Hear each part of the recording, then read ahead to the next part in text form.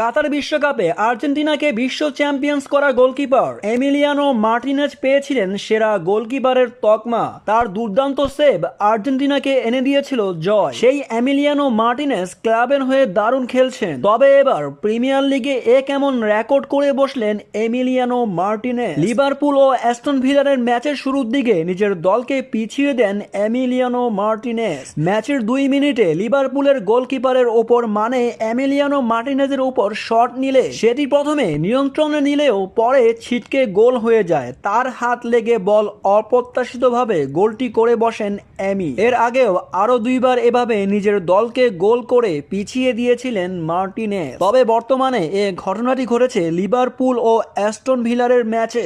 এমন লজ্জাজনক রেকর্ডে নাম বসালেন আর্জেন্টিনার সেরা গোলকিপার। এমন রেকর্ড হয়তোবা করতে চাননি কখনো এমিলিয়ানো মার্টিনেজ, কিন্তু হয়ে গেছে তার এই রেকর্ডটি। তবে আরো জানতে এই চ্যানেলটিকে এখনই সাবস্ক্রাইব করুন।